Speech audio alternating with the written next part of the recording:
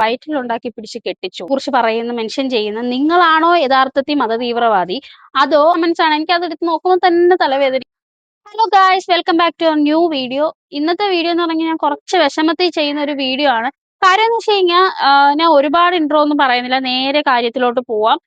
ഞാൻ ഞങ്ങളുടെ ഒരു രജിസ്റ്റർ മാരേജ് ആയിരുന്നു. അപ്പൊ അതിന്റെ ഒരു വീഡിയോ ഇട്ടിട്ടുണ്ട്. ആദ്യം ഒരു വീഡിയോ ഇട്ടു രജിസ്റ്റർ മാരേജിന്റെ കഴിഞ്ഞ ടൈമിന്. പക്ഷെ അതിന് ഒരുപാട് പോസിറ്റീവ് കമന്റ്സ് കിട്ടി, കുറച്ച് നെഗറ്റീവ് കമന്റ്സും കിട്ടിയിട്ടുണ്ടായിരുന്നു. പക്ഷെ ഞാനത് കാര്യമാക്കി എടുത്തില്ല. കാര്യം എന്ന് വെച്ച് കഴിഞ്ഞാൽ നമ്മളൊരു സോഷ്യൽ പ്ലാറ്റ്ഫോമിൽ ഒരു കണ്ടന്റ് ക്രിയേറ്റിംഗ് ഒക്കെ ചെയ്യുമ്പോഴത്തേക്ക് നമുക്ക് എപ്പോഴും ആൾക്കാരുടെ കയ്യിൽ നിന്ന് പോസിറ്റീവ് മാത്രം കിട്ടുമെന്ന് പറഞ്ഞുകൊണ്ട് ചെയ്യാൻ പറ്റത്തില്ല. ഞാൻ ഈ കണ്ടന്റ് ക്രിയേഷൻ തന്നെ എല്ലാരും പോസിറ്റീവ് പറയാമെന്ന് പറഞ്ഞിട്ട് സ്റ്റാർട്ട് ചെയ്തതല്ല. എനിക്കറിയാം നെഗറ്റീവ്സും കിട്ടും. ആൾക്കാർക്ക് എല്ലാവർക്കും അഭിപ്രായ സ്വാതന്ത്ര്യം ഉണ്ട്. അപ്പൊ അവരുടെ അഭിപ്രായത്തെയും നമ്മൾ റെസ്പെക്ട് ചെയ്യണമെന്നുള്ളത്. അതുകൊണ്ട് നെഗറ്റീവ് കമന്റ്സ് ഞാൻ അത്ര മൈൻഡ് ചെയ്തില്ല. രണ്ടാമത് ഞാൻ ഒരു വീഡിയോ ഇട്ടിട്ടുണ്ടായിരുന്നു. ഇപ്പൊ രജിസ്റ്റർ മാരേജ് ഇപ്പം ഒരുപാട് ആർഭാടത്തിൽ കല്യാണം നടത്തണം, ഒരുപാട് കാശ് ചെലവാക്കണം എന്നൊന്നും ഇല്ലാത്തവർക്കൊക്കെ പറ്റിയ ഒരു ചോയ്സ് ആണ് രജിസ്റ്റർ മാരേജ്. അപ്പൊ എന്തെങ്കിലും ഡീറ്റെയിൽസ് ആർക്കെങ്കിലും എന്തെങ്കിലും ഡൗട്ട് ഉണ്ടെങ്കിൽ നമുക്ക് കമന്റ് ചെയ്താൽ ഞാൻ പറഞ്ഞുതരാം, അല്ലെങ്കിൽ ഡീറ്റെയിൽ ഒരു വീഡിയോ ചെയ്യാന്നുള്ളത് ഞാൻ ഇട്ടിട്ടുണ്ടായിരുന്നു. ഒരു വീഡിയോ രണ്ടാമത് ഇട്ടു. ഓക്കെ, ആ വീഡിയോ ഇട്ടത് മാത്രമേ എനിക്ക് ഓർമ്മയുള്ളൂ. സത്യം പറഞ്ഞ നമ്മുടെ ഈ കേരളത്തില് ഇത്രയും മനസ്സിന് ഒരു എന്തോ പറയുന്നത്, ഇത്രയും വൈരാഗ്യ ചിന്തയില് ഒരാളെ ഇപ്പൊ കുത്തിക്കൊല്ലാനും വേണ്ടിയൊക്കെ ഉള്ള വൈരാഗ്യം മനസ്സിൽ വെച്ചിട്ട് ജീവിക്കുന്ന ആൾക്കാരുണ്ടെന്ന് എനിക്ക് ആ വീഡിയോ ഇട്ടപ്പോഴാണ് മനസ്സിലായത്. ഇപ്പൊ കേരളത്തിൽ തന്നെ പലര് അമ്മായിമ്മ മരുമോളെ കൊല്ലുന്നു, മരുമോൾ അമ്മായിമ്മയെ കൊല്ലുന്നു, ഭാര്യ ഭർത്താവിനെ കൊല്ലുന്നു, അമ്മ മക്കളെ കൊല്ലുന്നു, മക്കൾ അമ്മയെ കൊല്ലുന്നു. ഇങ്ങനെ പല കാര്യങ്ങൾ കേൾക്കുമ്പോഴും നമ്മൾ ആലോചിക്കുന്നു, ഇവർക്കൊക്കെ എങ്ങനെ ഒരാളെ കൊല്ലാനും വേണ്ടിയൊക്കെ മനസ്സിനൊരിത് വരുന്നേ എന്ന് ഞാൻ ചിന്തിച്ചിട്ടുണ്ട്. പക്ഷേ എനിക്ക് ആ കമന്റ് ബോക്സ് കണ്ടപ്പോൾ മനസ്സിലായി, നമ്മുടെ കേരളത്തിൽ ഒരുപാട് പേരുണ്ട് അങ്ങനെ ചിന്തിക്കുന്നത്. ഓക്കെ, എത്ര കമന്റ്സ് ആണെന്ന് അറിയോ വന്നത്? സത്യം പറഞ്ഞാൽ ഞാൻ ഇങ്ങനെ ഒരു വീഡിയോ ചെയ്യണമെന്ന് കരുതിയതല്ല. ഞാൻ ഇങ്ങനെ റിയാക്ട് ചെയ്യണമെന്ന് കരുതിയില്ല. അതിന് വേണ്ടിയിട്ട് അത് ഞാൻ ആദ്യത്തെ കമന്റ്സ് എല്ലാം ഞാൻ കളഞ്ഞു. ഓക്കെ, പോട്ടെ പോട്ടെ, ആൾക്കാര് പലതും പറയും, നമ്മളത് കേൾക്കാൻ പോണ്ട, മനസ്സിലോട്ട് എടുക്കരുത്. അപ്പം എന്റെ ഹസ്ബൻഡ് എൻ്റെ അടുത്ത് പറഞ്ഞു, നീ വീഡിയോ ഒക്കെ ചെയ്യുന്നതല്ലേ, ആൾക്കാര് പലതും പറയും, നമ്മള് മനസ്സിലോട്ട് എടുക്കാൻ നമുക്ക് അതിനെ സമയം കാണത്തുള്ളൂ, അങ്ങനെ അതോർത്ത് വിഷമിക്കരുന്നു. പക്ഷെ ഞാനും വിട്ടു. പക്ഷേ ഒരു പരിധി കഴിഞ്ഞപ്പോഴത്തേക്ക് കമന്റ് ഫുള്ള് ഇങ്ങനെ അങ്ങനെ ആവാൻ തുടങ്ങി. അപ്പൊ ഞാൻ ഓർത്ത്, ഇതെന്താ ആൾക്കാർ എന്തിനാ ഇങ്ങനെ ചിന്തിക്കുന്നേന്ന് ഓർത്തു.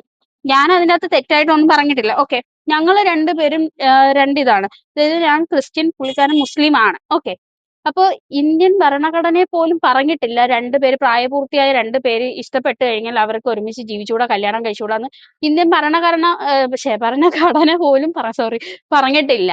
ഓക്കെ, അപ്പൊ ആ കാലത്ത് ആൾക്കാർക്ക് എന്തിനാ ഇത്ര വൈരാഗ്യം എന്ന് എനിക്കറിഞ്ഞുകൂടാ. അത് ഈ ദുരഭിമാന കൊലയൊക്കെ നടക്കുന്ന ഇങ്ങനെയായിരിക്കണം ചിലപ്പോ. അപ്പൊ ഞങ്ങളുടെ വീട്ടുകാരെ പറ്റി ഞങ്ങൾക്കുള്ളതിലും കൂടുതൽ കൺസേൺ നാട്ടുകാർക്കാണെന്നുള്ളത് എനിക്ക് ആ വീഡിയോ ഇട്ടപ്പോഴാണ് മനസ്സിലായത്. കാര്യം എന്ന് വെച്ച് കഴിഞ്ഞാൽ കുറെ പേരാണ് കമന്റ്. ഞാൻ പറ്റുമെങ്കിൽ കുറച്ച് കമന്റ്സ് ഒക്കെ ഇവിടെ കൊടുക്കാം. കാര്യം എന്ന് വെച്ച് കഴിഞ്ഞാൽ എനിക്ക് എല്ലാം കൂടെ കൊടുക്കാൻ വയ്യ. കാരണം ഇഷ്ടം പോലെ കമന്റ്സ് ആണ്. എനിക്ക് അത് എടുത്ത് നോക്കുമ്പോൾ തന്നെ തലവേദനിക്കും. കാരണം എനിക്ക് വയ്യ, എനിക്ക് സ്വന്തമായിട്ട് നെഗറ്റീവ് അടിക്കാൻ വയ്യ, അതൊരു കാര്യം. അപ്പൊ ഞാൻ പറ്റുന്നതൊക്കെ ഞാൻ ഇവിടെ കൊടുത്തേക്കാം. കുറെ പേരാണ് പറഞ്ഞ ആൾക്കാരുടെ എന്തുവാ, അതായത് മാതാപിതാക്കളുടെ കണ്ണുനീര് കണ്ടിട്ട് പോയാൽ ഗുണം പിടിക്കത്തില്ല, ഗതി പിടിക്കത്തില്ല എന്നൊക്കെ.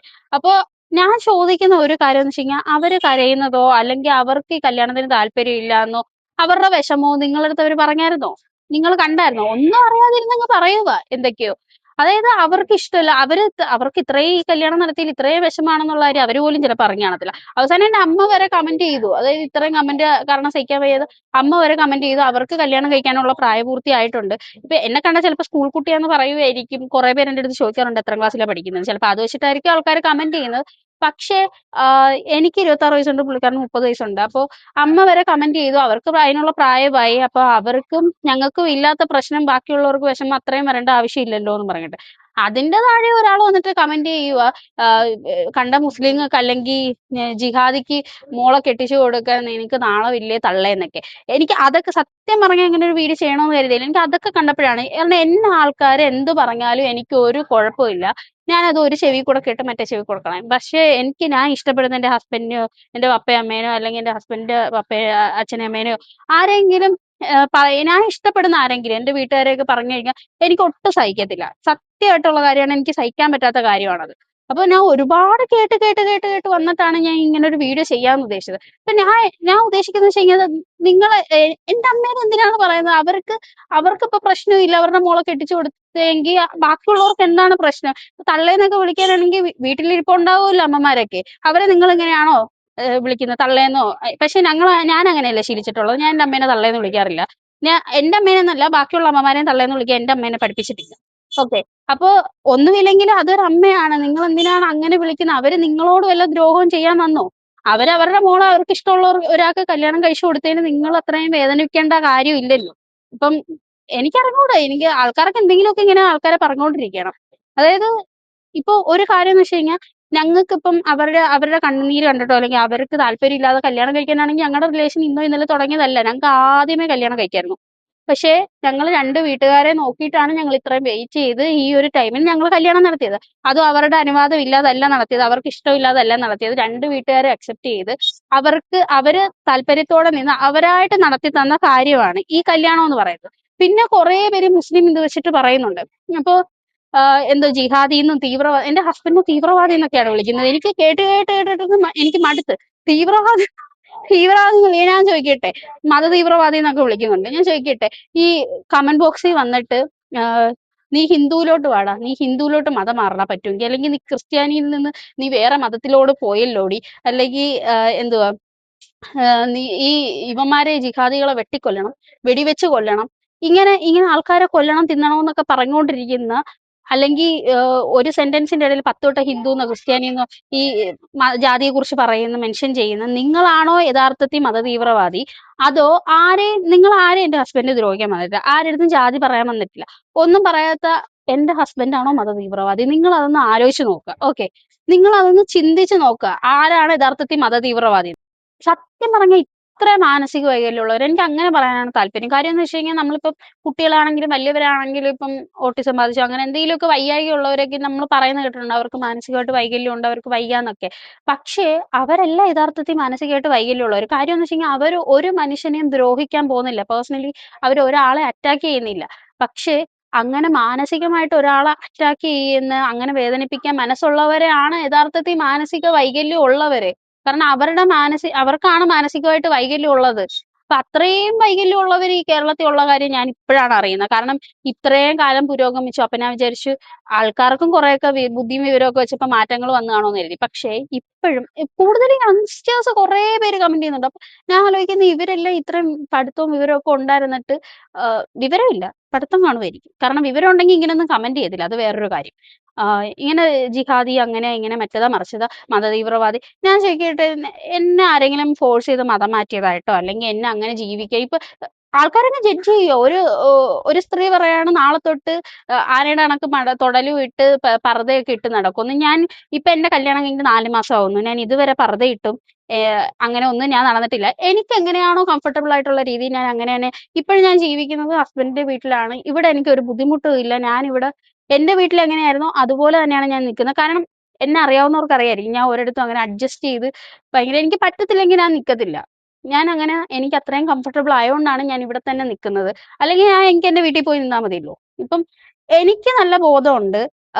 എനിക്ക് ഒരു ഫ്രീഡം എന്ന് പറയുന്ന ഒരു സാധനം ഒരാള് ഇപ്പൊ ഹസ്ബൻഡ് ആണെങ്കിലും വീട്ടിൽ നിന്നാണെങ്കിലും എനിക്ക് തരേണ്ട ഒന്നല്ല ഫ്രീഡം. ഓക്കെ, അത് എനിക്ക് ഓൾറെഡി ഉള്ള സാധനമാണ്. എന്റെ കാര്യങ്ങൾ എനിക്ക് നോക്കാൻ അറിയാം, എനിക്ക് നല്ലപോലെ ചെയ്യാൻ അറിയാം. സ്വന്തം കാര്യം ചെയ്യാൻ എനിക്ക് വേറെ ആരുടെ അനുവാദത്തിന്റെ ആവശ്യമില്ല. അതുകൊണ്ട് ബാക്കിയുള്ളവർ പറയുന്ന കേട്ട് ആ വരെ കൂടെ വരച്ച വരെ കൂടെ പോകണമെന്ന് ഞാൻ ചിന്തിക്കുന്ന ഒരാളല്ല ഞാൻ. അതുകൊണ്ട് എനിക്ക് വേറെ ആരും പറഞ്ഞു തരേണ്ട ആവശ്യമില്ല. അവരങ്ങ് തീരുമാനിക്കും, ഞാൻ നാളെ തൊട്ട് വെറുതെ ഇട്ടുകൊണ്ട് നടക്കും, അങ്ങനെ അവർ പറയുന്ന കണക്ക് നടക്കും, പൊന്നാനി പറഞ്ഞു വിടും, വേറെ സ്ഥലത്തോട്ട് പറഞ്ഞു വിടും. ഞാൻ ചോദിക്കട്ടെ, നിങ്ങൾക്ക് എന്താണ് ഇത്ര ഉറപ്പ് എന്റെ ഹസ്ബൻഡ് അങ്ങനെയുള്ള ഒരു മനുഷ്യനാണെന്ന്? എന്റെ ഹസ്ബൻഡിനെ എനിക്ക് നല്ലപോലെ അറിയാം. പുള്ളിക്കാരൻ എല്ലാ മതത്തിനെയും ഇപ്പൊ എന്നെക്കാട്ടി കൂടുതൽ, ഞാൻ ചിലപ്പം ചില ടൈമിനൊന്നും ഞാൻ എല്ലാ മതത്തിനൊന്നും റെസ്പെക്ട് ചെയ്യണമെന്നില്ല. പക്ഷെ എന്നെക്കാട്ടി കൂടുതൽ എല്ലാവരുടെയും വിശ്വാസങ്ങളെ റെസ്പെക്ട് ചെയ്യുന്ന ഒരാളാണ് എന്റെ ഹസ്ബൻഡ് എന്നുള്ളത് എനിക്ക് നല്ല വൃത്തിയായിട്ട് അറിയാവുന്ന ഒരു കാര്യമാണ്. ഓക്കെ, അപ്പോ അങ്ങനെ ഒരു മനുഷ്യനെ പറ്റി ആൾക്കാർ ഇങ്ങനെ തീവ്രവാദി അങ്ങനെയാ ഇങ്ങനെയാന്നൊക്കെ പറയുമ്പോഴത്തേക്ക് എനിക്കത് ഉൾക്കൊള്ളാൻ കുറച്ച് പാടുണ്ട്. കാരണം ആ ആള് എന്റെ അടുത്ത് നിൽക്കുന്ന ഒരു രീതിയുണ്ട്. എനിക്ക് ശരിയാണ്, എല്ലാവർക്കും അവരവരുടെ അഭിപ്രായം പറയാനുള്ള ഇതുണ്ട്, സ്പേസ് ഉണ്ട്. ഞാനത് വീഡിയോ എല്ലാവരും പബ്ലിക്കായിട്ട് ഇട്ടത് കൊണ്ടാണല്ലോ എല്ലാവരും അഭിപ്രായം പറയുന്നത്. അതൊക്കെ ഞാൻ അനുവദിച്ചു, സമ്മതിച്ചു. പക്ഷേ നിങ്ങൾക്ക് എങ്ങനെയാണ് മറ്റൊരാളെ ഇങ്ങനെ കുത്തി വേദനിപ്പിക്കാനും അതിന്ന് ഒരു ആശ്വാസം കണ്ടെത്താനും പറ്റും? നിങ്ങൾ ആ മാനസികാവസ്ഥയെ കുറിച്ച് എനിക്ക് അങ്ങോട്ട് മനസ്സിലാവുന്നില്ല. ഒരാള് പറഞ്ഞിരിക്കയാണ് ഇനി ഇനി ഉടനെ തന്നെ അവനെ പോലത്തൊരു പന്നിയുടെ ഇമോജിയൊക്കെ ഇട്ടിട്ട് അവനെ പോലത്തെ ഒരു പന്നിക്കുട്ടിയെ പ്രസവിക്കും എന്നൊക്കെ പറഞ്ഞിട്ട്. അതൊരു ലേഡിയാണ് പറഞ്ഞിരിക്കുന്നത്. അതാണ് ഏറ്റവും വലിയൊരു കാര്യം. നിങ്ങളൊരു സ്ത്രീയാണ്. എനിക്കതാ ചോദിക്കാനുള്ളത്. നിങ്ങൾക്ക് എങ്ങനെ ഇങ്ങനെയൊക്കെ പറയാൻ പറ്റും? അതായത് ഇപ്പം നിങ്ങൾക്കൊരു കുട്ടി ഉണ്ടെങ്കിൽ നിങ്ങൾ അതിന്റെ മുഖത്ത് നോക്കി ഇങ്ങനെ പന്നീന്ന് വിളിക്കുവോ? എനിക്കറിയാൻ വയ്യാത്തോണ്ട് ചോദിക്കാ. നിങ്ങള് എങ്ങനെ ഒരു നല്ലൊരു അമ്മയാവുന്നത്? ഇപ്പൊ കുട്ടിയുണ്ടോ ഇല്ലയോ എന്ന് എനിക്കറിയത്തില്ല. അഥവാ ഭാവിയിലാണെങ്കിൽ എങ്ങനെയാണ് നിങ്ങള് നല്ലൊരു സ്ത്രീയാവുന്നത്? അങ്ങനെ നല്ലൊരു അമ്മയാവുന്നത്? ഈ പെണ്ണുങ്ങളുടെ ഏറ്റവും വലിയ ശത്രു പെണ്ണുങ്ങളാന്ന് പറയുന്നത് വെറുതെ ഒന്നുമല്ല. അത് കറക്റ്റ് ആയിട്ടുള്ള കാര്യമാണ്. പിന്നെ ഏറ്റവും വലിയൊരു ഹൈലൈറ്റഡ് കമന്റ് ഉണ്ട്. അത് നിങ്ങള് കാണണം. അത് പ്രത്യേകം ഞാൻ മെൻഷൻ ചെയ്യും. കാര്യം എന്ന് വെച്ച് കഴിഞ്ഞാൽ ഒരാള് പറഞ്ഞേക്കോ വയറ്റിലുണ്ടാക്കി പിടിച്ച് കെട്ടിച്ചൂന്ന്. അങ്ങ് തീരുമാനിച്ചു. അങ്ങനെയാണെന്ന് അങ്ങ് തീരുമാനിച്ചു. ഇപ്പൊ ഞാൻ പറയട്ടെ, ഇപ്പം ഞങ്ങളുടെ കല്യാണം കഴിഞ്ഞിട്ട് ഇപ്പം 4 മാസമായി. ഞങ്ങളുടെ കല്യാണം കഴിഞ്ഞ് പുള്ളിക്കാരൻ 2 ആഴ്ച കഴിഞ്ഞപ്പോഴത്തേക്ക് അബുദാബി പോയി. ഓക്കെ. അപ്പൊ ഇൻ കേസ് അങ്ങനെ ആണെങ്കിലും ഇത് എന്തുവാ പറയുന്നെ, സീരിയൽ ഗർഭമൊന്നും അല്ലല്ലോ. ഉള്ളിൽ തന്നെ കിടക്കുക. എന്നാണെങ്കിലും പുറത്ത് വരണ്ടേ? അതിന്റേതായ എന്തെങ്കിലും ഒരു ഇത് വേണ്ടേ? അപ്പൊ എന്തൊക്കെയോ അങ്ങ് ഉണ്ടാക്കി അങ്ങ് പറയുക. എന്തൊക്കെയാണ് പറയുന്നതെന്ന് അവർക്ക് തന്നെ അറിഞ്ഞുകൂടാ. എന്തെങ്കിലുമൊക്കെ ഇങ്ങനെ പറയണം. ഇതില് പ്രധാനമായിട്ടും ആൾക്കാര് പറയാനുള്ള കാര്യം എന്ന് വെച്ച് കഴിഞ്ഞാൽ പുള്ളിക്കാരൻ മുസ്ലിം ആണ് എന്നുള്ളതാണ് പ്രധാന റീസൺ. ഞാൻ പറയട്ടെ, ഇപ്പൊ എല്ലാ ജാതിക്കാരും ചെയ്യുന്നത് ശരിയാണെന്ന് ഞാൻ പറയുന്നില്ല. ഓക്കെ. ഇപ്പൊ എല്ലാ ജാതിയിലും ക്രിസ്ത്യൻസിലും ഉണ്ട്, മുസ്ലിംസിലും ഉണ്ട്, ഹിന്ദുവിലും ഉണ്ട്. കൂടുതലായിട്ട് അമിതമായിട്ട് ആ ഒരു വിശ്വാസത്തിൽ ഇതാക്കി ബാക്കിയുള്ളവരുടെ വിശ്വാസം തെറ്റാണെന്ന് ഇതാക്കി ജീവിക്കുന്ന കുറെ പേര്. ഓക്കെ. അപ്പൊ ഒരു മതത്തിനെ നമുക്ക് ശരിയാണെന്ന് പറയാൻ പറ്റത്തില്ല. ഇത് ഇതെല്ലാം മനുഷ്യരായിട്ട് ഉണ്ടാക്കിയ കാര്യങ്ങളാണ്. അപ്പൊ ഇപ്പൊ ഒരു ജാതിയിലുള്ള ഒരാള്, ജാതിയാണെങ്കിലും മതമാണെങ്കിലും, ഇപ്പൊ ഒരു ജാതിയിലുള്ള ഒരാള് ഇപ്പൊ മുസ്ലിം ആയിട്ടുള്ള കുറച്ച് പേര് ചെയ്യുന്നതിന് എല്ലാരും ഒരുപോലെയാണെന്ന് നമ്മളങ്ങ് ജഡ്ജ് ചെയ്യുന്നത് ശരിയാണോ? കാരണം ഇപ്പം എന്റെ ഹസ്ബൻഡിനെ നിങ്ങൾക്ക് പേഴ്സണലി അറിയത്തില്ല. ഇപ്പം അവരുടെ പാരന്റ്സിനെ നിങ്ങൾക്ക് പേഴ്സണലി അറിയത്തില്ല. അവരെങ്ങനെയുള്ളവരാണ്, അവരുടെ സ്വഭാവം എന്താണെന്ന് നിങ്ങൾക്ക് അറിയത്തില്ല. അപ്പൊ അവരങ്ങനെയാണെന്ന് നിങ്ങൾക്ക് എങ്ങനെയാ മുൻകൂട്ടി അങ്ങ് ജഡ്ജ് ചെയ്യാൻ പറ്റുന്നത്? അവര് നിങ്ങളെ ആരെയും പേഴ്സണലി ഒരു തരത്തിലും ദ്രോഹിക്കാൻ വന്നിട്ടില്ല. പിന്നെ എന്തിനാണ് നമ്മളെ ദ്രോഹിക്കാൻ വരാത്ത ഒരാളെ നമ്മൾ എന്തിനാണ് പ്രത്യേകം ഇങ്ങനെ പറയുന്നതെന്ന് എനിക്ക് അറിയത്തില്ല. എന്താണെങ്കിലും കുറെ കമന്റ്സ് ഉണ്ടായിരുന്നു. അപ്പൊ എനിക്കത് കണ്ട് കണ്ട് മടുത്തിട്ടാണ് ഞാൻ ഇങ്ങനെ ഒരു വീഡിയോ ചെയ്യാൻ തോന്നിയത്. എന്നാലും കുറെയൊക്കെ ഞാൻ വിട്ടുപോയിട്ടുണ്ടാവും. കുറെ പേര് കൊല്ലണമെന്നൊക്കെ പറയുന്നുണ്ടായിരുന്നു. അത്രയും അങ്ങ് വയ്യ ആൾക്കാർക്ക്. അപ്പോ കുറെയൊക്കെ ഞാൻ എന്നാലും വിട്ടുപോയിട്ടുണ്ടാവും. എന്താണെങ്കിലും ഇനിയെങ്കിലും നമ്മള് ഇങ്ങനെ നമുക്ക് നമ്മുടെ അഭിപ്രായങ്ങൾ പറയാം. പക്ഷെ ഒരാളെ സൈബർ ബുള്ളിങ് ചെയ്യാനോ അല്ലെങ്കിൽ ഒരാളെ കുത്തി വേദനിപ്പിക്കാനോ ഉള്ള ഒരു ഇതും നമുക്കൊരു റൈറ്റ്സും ഇല്ല. ഓക്കെ. അപ്പൊ നമ്മള് അഭിപ്രായം പറയുമ്പോൾ പ്രത്യേകം ശ്രദ്ധിക്കുക. ബാക്കിയുള്ളവർക്കും കൂടെ വേദനിക്കാത്ത രീതിയിൽ നോക്കുക. അതായത് നമ്മളെ അവര് ദ്രോഹിച്ചിട്ടില്ല എന്നുണ്ടെങ്കിൽ അവരെ നമ്മൾ തിരിച്ചു ദ്രോഹിക്കേണ്ട ഒരു ആവശ്യമില്ലല്ലോ. ഓക്കെ. അപ്പോ ഇത്ര എനിക്ക് പറയണമെന്നുണ്ടായിരുന്നു. എന്റെ വിഷമം കൊണ്ട് ഞാൻ പറഞ്ഞതാണ്. ഞാൻ അതില് ആ വീഡിയോയിൽ പറഞ്ഞ തെറ്റെന്താണെന്ന് എനിക്ക് ഇപ്പോഴും മനസ്സിലായിട്ടില്ല. കാരണം ഞങ്ങൾക്ക് രണ്ടുപേർക്കും ആവശ്യത്തിനുള്ള ഏജ് ഉണ്ട്. അപ്പൊ ഞങ്ങൾ രണ്ടുപേരും വീട്ടുകാര് അവരുടെ സന്തോഷത്തോടെ അവരുടെ അനുവാദത്തോടു കൂടെ ഒരു കല്യാണം കഴിപ്പിച്ച കാര്യമാണ് ഞാൻ ആ വീഡിയോയിൽ ഇട്ടത്. അതിന് ആൾക്കാർ ഇത്രയും അരഗന്റ് ആവേണ്ട ആവശ്യം എന്താന്ന് എനിക്ക് അറിയത്തില്ല. എന്തായാലും അടുത്ത വീഡിയോ കാണാം.